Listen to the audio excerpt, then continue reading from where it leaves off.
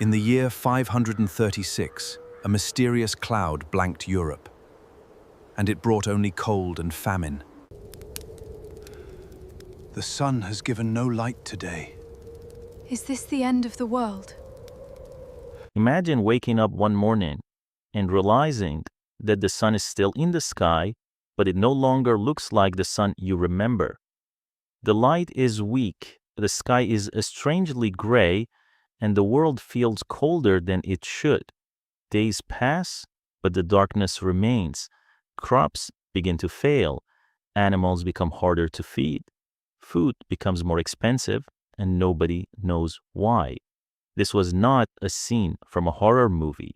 According to accounts from the 6th century, something remarkably similar happened around 536 AD, a year that would become the beginning of one of the most extraordinary periods of environmental crisis in human history.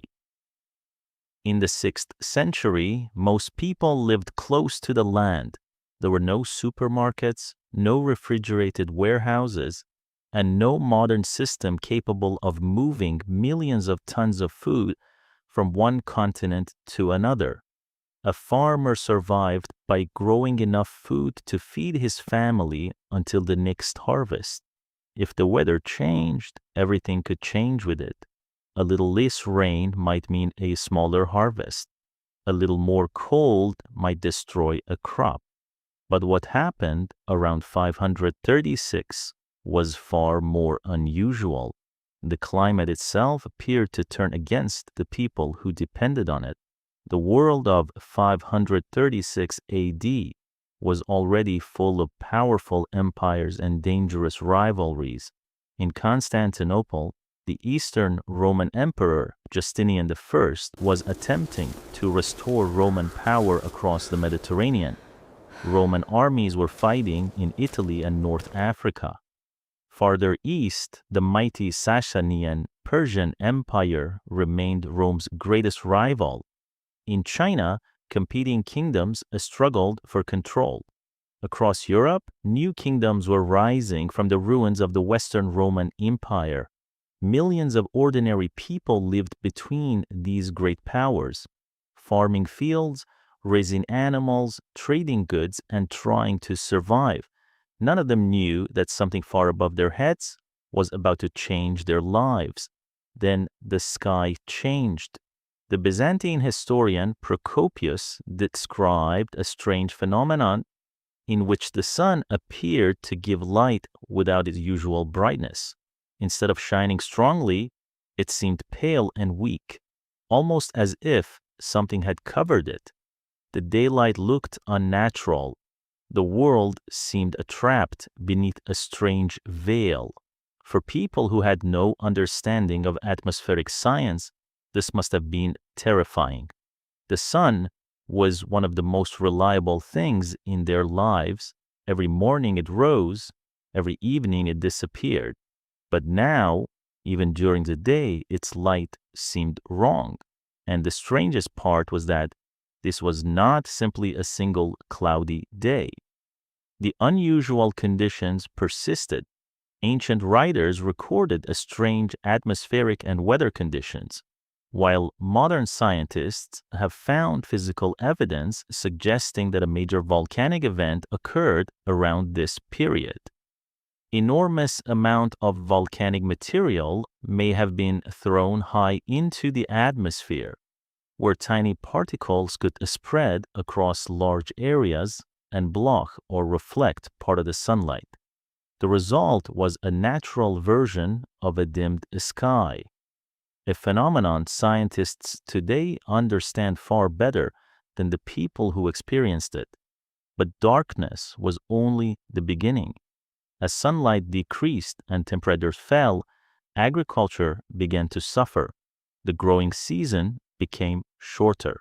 In some places, crops that normally depended on warm summers struggled to mature. Imagine planting seeds in spring, watching them slowly emerge from the ground, and then waiting for the warmth that never seems to arrive. The fields remain cold, the sky remains gray, the plants grow slowly, You look at the crops and realize that the harvest will not be enough. For a modern person, a bad harvest might mean higher prices at the supermarket. For a 6th century farmer, it could mean starvation. There was no easy replacement. If your wheat failed, you could not simply order food from another country. If your animals died, you could not quickly replace them. If your grain stores ran empty before spring, your entire family could be in danger. A single failed harvest was serious. Several difficult years in a row could transform an entire community. And the cold did not disappear after one season. Evidence from ancient tree rings suggests that the 6th century experienced an extraordinary period of climatic stress. Trees growing during these years often produced unusually narrow rings, indicating difficult growing conditions. Scientists studying ancient climate records have found evidence that temperatures across parts of the northern hemisphere fell dramatically during this period. The world had entered a prolonged cold spell. Now imagine living through the second winter. You have already survived one poor harvest. Your food stores are smaller than normal. Your animals are weaker. Your family has been eating less. Then winter arrives again. The cold seems endless. You begin wondering whether there will be enough grain to make it through the spring. You hear that another village has lost much of its livestock. Travelers arrive with stories of hunger in distant regions. Everyone is asking the same question: when will this end? The crisis was not limited to one small village or one kingdom. Historical evidence suggests that unusual weather and food shortages affected different parts of Europe and Asia. Some regions experienced severe cold, while others faced drought or other disruptions. The effects were not identical everywhere, but the larger climatic disturbance appears to have been widespread. This is one reason the events of 536 are so important. Something in Earth's atmosphere had changed on a scale large enough to leave traces across continents. But nature was not finished. Around 5 years later, another catastrophe began spreading through the Mediterranean world. In 541 AD, a devastating epidemic appeared in the Byzantine Empire. It would become known as the Plague of Justinian. The disease was caused by Yersinia pestis, the same bacterium associated with later plague pandemics. It spread through major population centers, including Constantinople, and caused enormous loss of life. This timing makes the 6th century especially frightening. Imagine a population that has already experienced cold weather and food shortages, followed by a deadly epidemic. People are weaker. Trade routes are disrupted. Workers disappear. Families lose loved ones. Cities become fearful. The problems begin feeding into one another. The great city of Constantinople must have felt very different during such a crisis. The city was one of the largest and most important centers of the ancient world. Ships arrived carrying grain and goods. Merchants filled the markets. Officials worked to maintain order. But disease does not care about wealth or political power. When plague entered the city, thousands of people could become sick. The streets that once carried merchants and soldiers could become places of fear. And yet, it is important not to turn history into a simple disaster story. The year 536 was not literally the worst year for every human being on Earth. Historians cannot prove that. Some regions may have been affected much less severely than others. The phrase, worst year in human history, is really a way of describing the extraordinary combination of environmental and social crises that began around this time, what makes 536 so remarkable is the chain reaction. A volcanic eruption may have changed the atmosphere. Reduced sunlight may have contributed to colder temperatures. Colder temperatures may have damaged agriculture. Food shortages could weaken populations and economies. Then, only a few years later, plague spread across major parts of the Mediterranean world. One event did not necessarily cause everything that followed, but the disasters arrived during a period when societies were already under enormous pressure. And here is the incredible part. The people living through it had absolutely no idea what was happening above them. They could not look at a weather satellite. They could not measure atmospheric particles. They did not know that volcanic sulfur could travel through the atmosphere and affect sunlight. They could not predict temperatures months in advance. They simply looked at the sky and saw something that made no sense. Some may have believed it was a sign from God. Others may have blamed supernatural forces. Religious interpretations were a natural response in a world where scientific explanations for atmospheric events did not exist. When something as fundamental as the sun appeared to change, people had to explain it using the knowledge available to them. Centuries later, scientists began solving the mystery. Deep beneath the ice of Greenland and Antarctica are layers of frozen history. Every year, snow falls, accumulates, and slowly becomes ice. Tiny particles from the atmosphere become trapped inside. Volcanic eruptions leave chemical fingerprints, including sulfate deposits. When scientists drill into ancient ice and analyze those layers, they can identify evidence of enormous eruptions that happened hundreds or even thousands of years ago. The 6th century contains some of the most interesting evidence. Scientists have also studied trees that were growing during this period. Tree rings act like natural historical records.